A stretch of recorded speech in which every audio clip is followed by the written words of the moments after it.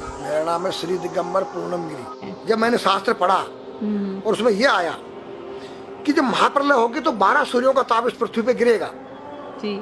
और मैंने आंख खोल कर देखा तो एक ही सूर्य दिख रहा है, 11 और नहीं दिख रहे। मैंने उनसे तर्क किया कि 12 ही लिखा है, गलत लिखा है कि 12 सूर्यों का ताप पड़ेगा, एक ही सूर्य 12 कहाँ है?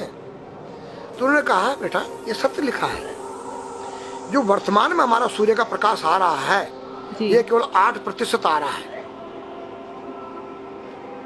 92% ओजोन परत पर रुक जा रहा है, जो अल्ट्रावायलेट किरणें जिसको कहते हैं। ओके। यहाँ केवल 8 आ रहा है विटामिन डी को लेकर रेडियम से युक्त होकर।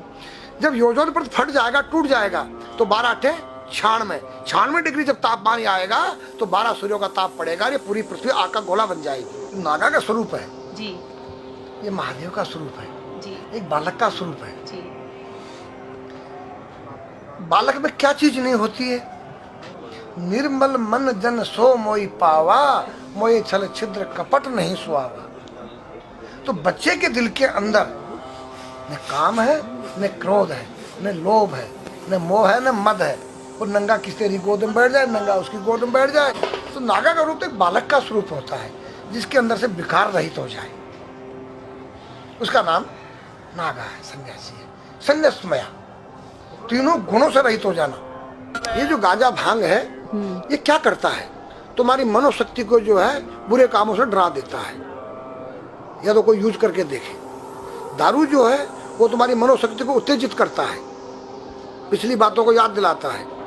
दूसरा तुम्हारी जो है भांग गांजा तुम्हारी काम वासनाओं को जो है दबा देता है। तो नारी के नंगे स्वरूप को 5 व्यक्ति देख सकते हैं।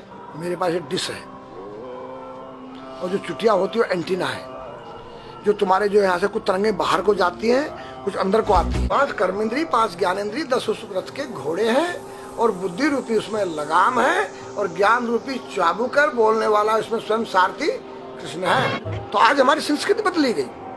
ये आज हमारे लड़के लोग खड़े होकर पेशाब कर रहे हैं। ये हमारी संस्कृति नहीं है।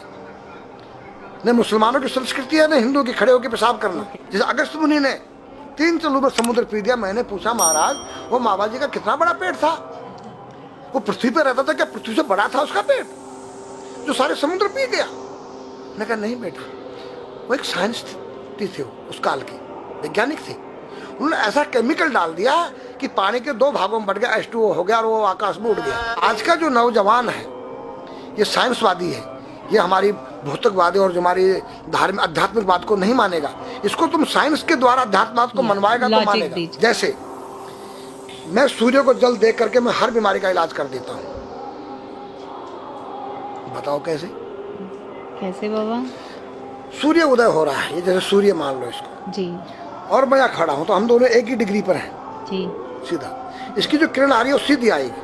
जी, मैंने स्नान किया जी, मेरा बदन गीला है जी, और मैंने तांबे के लोटे में जल भरा तो तांबा कॉपर है, कॉपर में जब जल भर दिया तो कॉपर वाटर हो गया।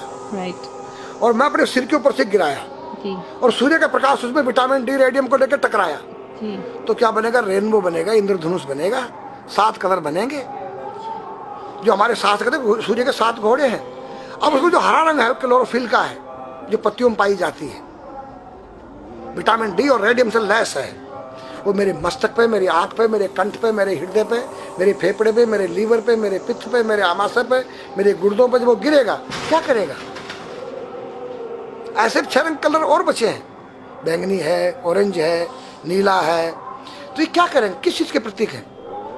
जब हरा रंग क्लोरोफिल का है और डॉक्टर कहता है हरी पत्तियां खाओ, सब्जियां खाओ, तो आपको आयरन मिलेगा।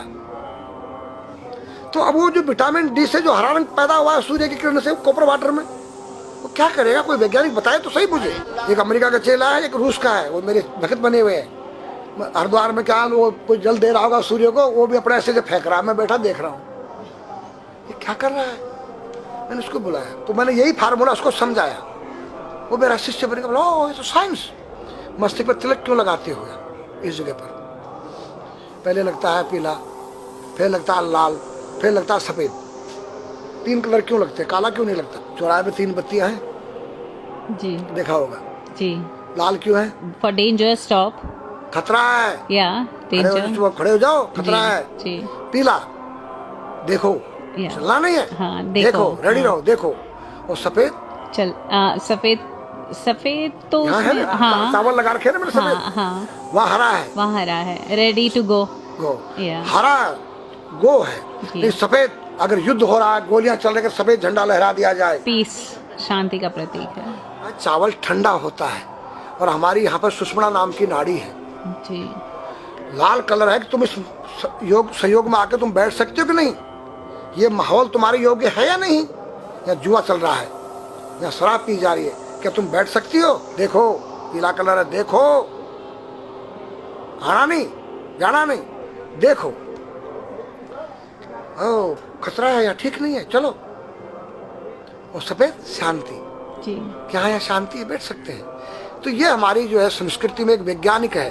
जब हम खाते हैं गैस बनती है, तो बिल्कुल। चावल जब पानी में भीगे बाद ठंडा हो जाता है, और हमारी सुषुम्ना नाड़ी पर जब लग गया है तो उस नाड़ी को ठंडा करने लग गया है। उस नाड़ी से कोई गर्म गैस को ऊपर चढ़ने नहीं देगा। और हमारे सिर ब्रह्मांड में, हमारे सिर के अंदर कोई ऐसी वायु गैस जाकर तुम्हारी सिर को परेशान नहीं कर सकता है। तो मेरे पास जितने हमारे शास्त्र पुराण ग्रंथ हैं, ये साइंस है।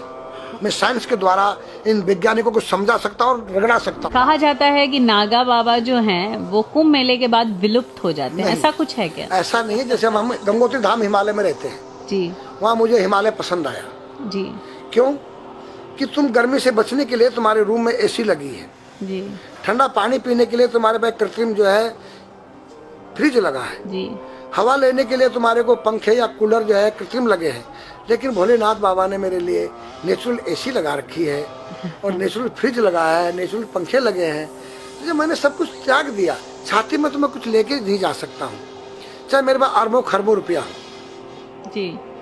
खाऊंगा मैं उतना ही जितनी मेरी पेट के अंदर भूख है। पढ़ना लिखना ये तो सहज चातुरी, काम धैन मन बस करन गगन चढ़न मुश्किल। काम धैन मतलब अपने वीर्य को कंट्रोल करना, अपने मन को कंट्रोल करना, और अपने प्राण को ब्रह्मांड में यहाँ ले जाना। ये खोपड़ी क्या है? ब्रह्मांड है। उसको कहते हैं समाधि। सारे शरीर के प्राणों इकट्ठा करके इस ब्रह्मांड में मस्तिष्क में ले जाके बैठ जाना, जिसको ब्रह्मरंध्र कहते हैं, उस गुफा के अंदर। ये तीन वस्तु मुश्किल है, बाकी सब आसान है। अपरिग्रह मतलब उतना रखो जितना तुम्हें आवश्यकता है, अधिक मत रखो। अब तुम अष्टांग योग जो है पतंजलि लगा रहे हो, और व्यापार बिजनेस चालू है, मेरी दूध को ले लो, टूथपेस्ट ले लो। अब मेरा आयुर्वेदिक अंडरवियर आ गया है। मैंने बोला वो कैसा है कि मैंने गंगा जल में जड़ी बूटे के रस में धागे भिगोए थे तब बनाया था। और मेरा दावा है कोई कितना योग कर ले, कोई स्वस्थ नहीं रह सकता है। क्यों? खान पीन तुम्हारा केमिकल, वायु में तुम्हारा केमिकल, पानी में तुम्हारा केमिकल। अब जो तुम आरओ का पानी नहीं पी रहे हो, उसके पानी के गुण ही नष्ट हो गए सब। उत्तर को सिर करके सोना क्यों मना किया है साइंस ने? हमारे शास्त्र मना करते हैं। हम उत्तर को सिर करके सोएंगे, दक्षिण को पैर करके। हम जब उठेंगे तो हमारी दृष्टि कहाँ? दक्षिण की तरफ जाती है। दक्षिण में यम का वास होता है। और जब दक्षिण को सिर करके सोएंगे तो हमारा मुंह उत्तर को जाएगा। उत्तर हिमालय है, भगवान शिव का कैलाश है। साइंस कहता है कि पृथ्वी के उत्तर ध्रुव दक्षिण ध्रुव है। पृथ्वी कैसी है पता है? तेरा सिर, सेम तेरा चेहरा 23.5 डिग्री के अंश पर है। ये थोड़ी सी चुटिया नाप लेना अपनी प्रकार लेकर के।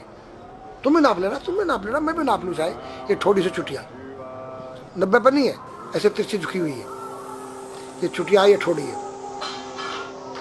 66.5 डिग्री कोण बनाती है। तो ये जो चुंबकीय मैग्नेट पावर है, उत्तर से नॉर्थ से साउथ तक, हम जब सिर उत्तर की तरफ करेंगे तो ये नॉर्थ है, वो नॉर्थ है। नॉर्थ को नॉर्थ धक्का मारेगा तो तुम्हारे दिमाग में और तुम्हारे हार्ट में डिस्प्रोजन होगा और बैलेंस बिगाड़ेगा। इसलिए साइंस में कहता है कि उत्तर की ओर सिर मत करो, और हमारे शास्त्र भी कहते हैं कि उधर मत करो, नहीं उधर दक्षिण की तरफ यम का वास है, उनकी तरफ दृष्टि पड़ती उठते ही। मतलब एक कहने का फर्क है, एक चीज एक ही है। आज हमारे पास योग की विद्या थी, वो गायब हो चुकी है।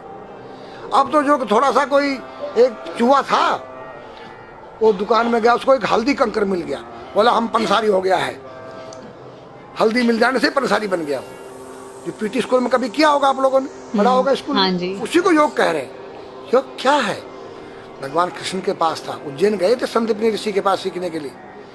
एक ही समय में 16,808 रावणों के साथ बात कर रहे हैं, अलग अलग रूप में। योग से अनेक रूप बन सकते हैं।